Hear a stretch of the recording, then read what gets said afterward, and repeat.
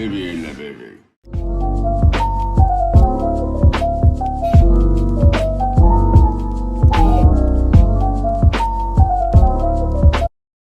Hi boys, up on the lakes, 3 rods out, and got me new bivvy.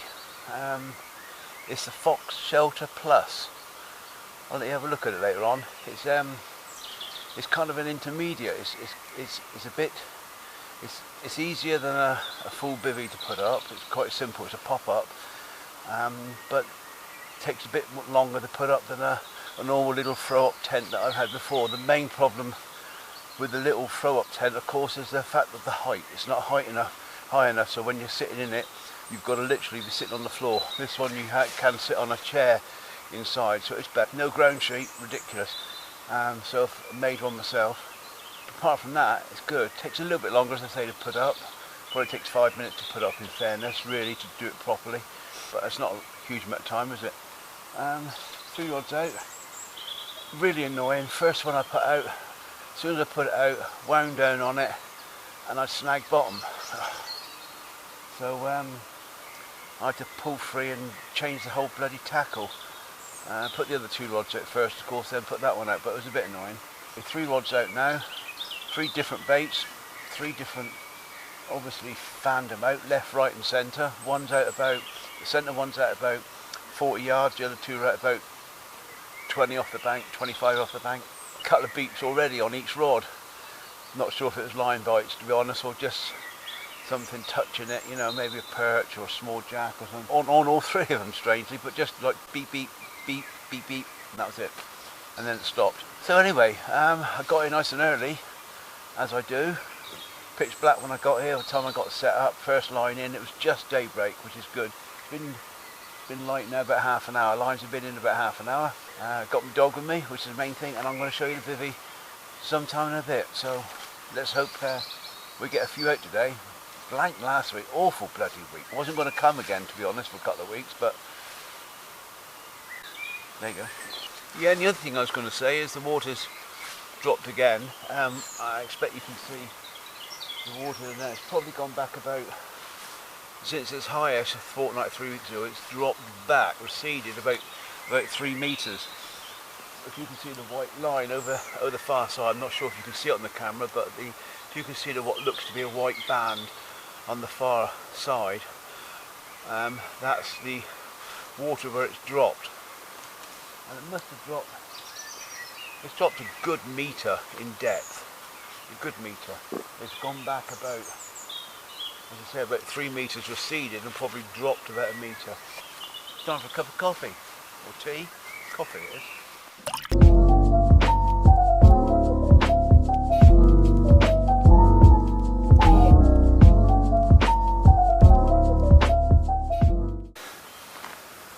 Yeah, so the buffer bead goes over the top of the C-clip, as you can see. That's a 6 pound in weight break and strain C-clip. So that's running up and down. The weight, if it was to snag at all, you pull it and it will snap on the C-clip, and all that will happen is this will detach and you'll bring back this. More often than not, you can just put another weight straight over the top, because the C-clip seems to bend out. It's plastic, hard plastic, but it does seem to bend, and you get it all back apart from the weight, which is fine because the weight gets caught up and you pull it, it snaps out, put another one on. I had quite a few breakages, and so I got this, I kind of looked at doing this system, so it does work. Ring clip, 10 pound wire, crimp it onto a C-clip. They're made by Gardner, you can buy them on eBay, and they come in 3 pound breaking sprain and 6 pound breaking sprain on a push out piece of plastic. You've got to buy them both. You can't buy 6 or 3. They come in 6 and 3s. I use 6s, and pull it hard and it snaps.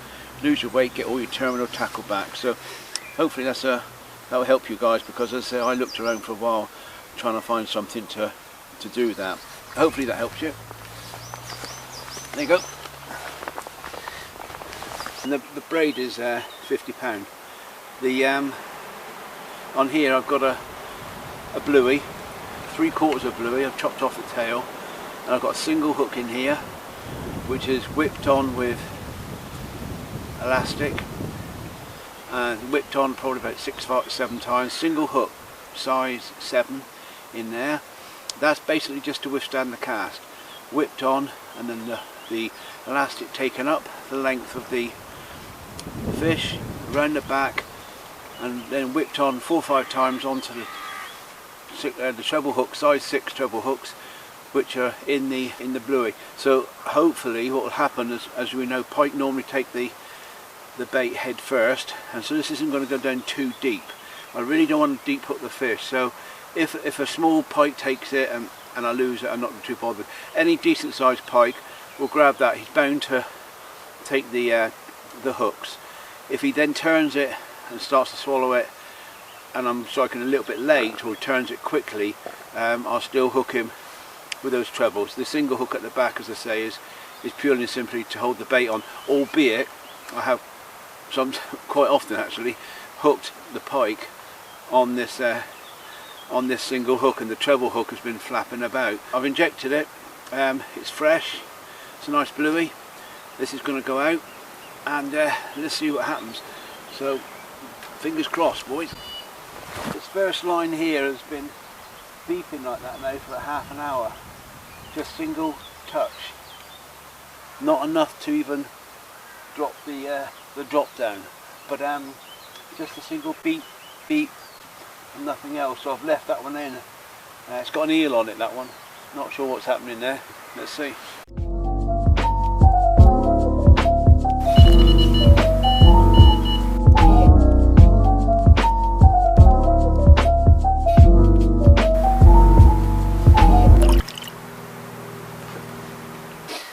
Well, that's 2 of them rebaited and put back out. Swapped them over.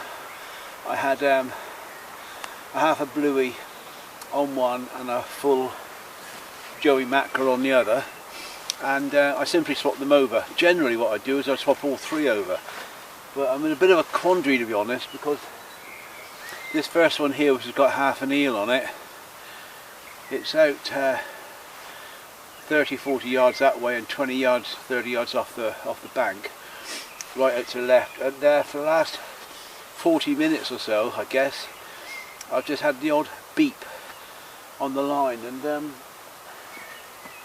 nothing's transpired at all. It's just a beep, so I'm really not sure what to do, to be honest. It's pretty strange.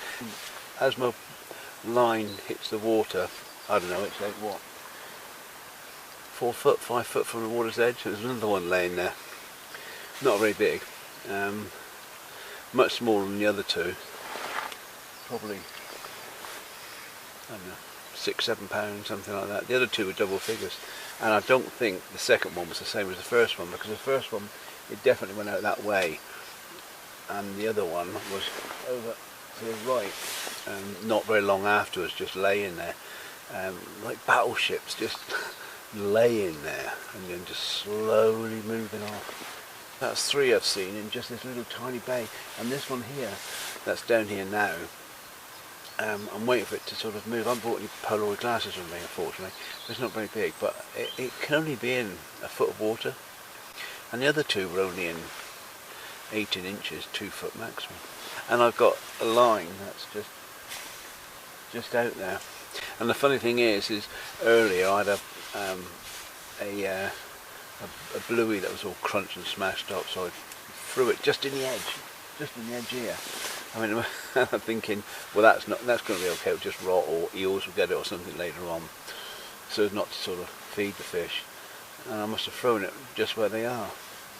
About half an hour ago, there's a bit of a swirl there, which is what made me look over there. There's a bit of a swirl, and I went and had a look, and there was this big pike laying there. But they're not biting my line, but at least I'm seeing them, I suppose. I'm not sure if it's the same pike. I expect it is, but there's another one, if it's not the same one, I'll tilt that for you, sorry, in a similar position, down there. I'll try and get down to see it. It's quite big, laying there in probably, this one's laying there in about less than a foot of water. Seriously, less than a foot. I'll try and take you there to show it to you. Now it's moved off. It was just there amongst those reeds, and the last time it was out just here. Not so much of a touch. Lines have been out about 3 hours, nothing at all. So anyway, there it goes. So I brought them all three in, and what I'm going to do is swap them around. I wear the gloves, always wear the gloves. I think I mentioned this before because it stops me getting all the oil underneath my nails, but as importantly, it stops me getting my smells from the dog and whatever I'm doing onto the fish bait. Maybe it makes a difference, I don't know, but so I wear them all the time when I'm doing the baiting. So I just quickly put them on, the disposable ones. Just put them on, put the oils on, whip them off, throw them away. The rig, pretty simple. I think I've shown it to you before. It's running weight, bead, buffer bead, about a 2 foot trace, is that 18, 20 inch, something like that, onto a C-clip on here, so that if the weight gets stuck, it snaps away, that leaves the C-clip, leaves the weight behind. So that's very, very free running. I'm using mono up here because there's so many rocks, and the rocks, it snaps the braid. I don't like that. So 25 pound mono, not been touched. I'm just going to oil him back up, bit of lamprey juice into him, squirt some underneath the skin like that. Some of it will come out, and I just wipe it along the length and do it on both sides a couple of times. So that's that one done. It's going to go out, and I'm going to swap the lines around. So where I've had the lamprey, I'm going to put the bluey and swap all three of them around. So at least they've been juiced up, different areas, slightly different areas with different baits. So let's see what happens.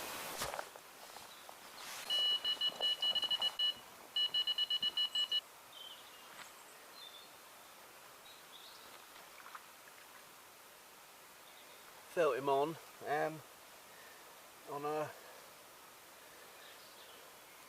bluey, yeah, slashed all across here. Look, felt him on for a few seconds, and off he came. There we go. This is the Fox Shelter Plus. As you can see, it's a reasonable size, immediate pop up, so you just throw it out and up it goes.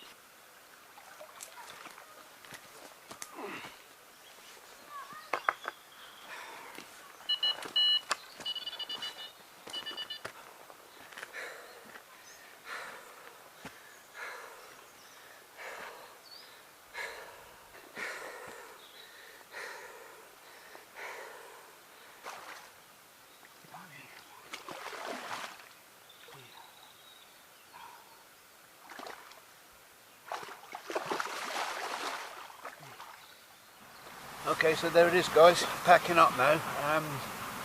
2 pike, lost one, struck into 2. One, as you saw, 18 pound 2, so it's worth 4 or 5, isn't it, that?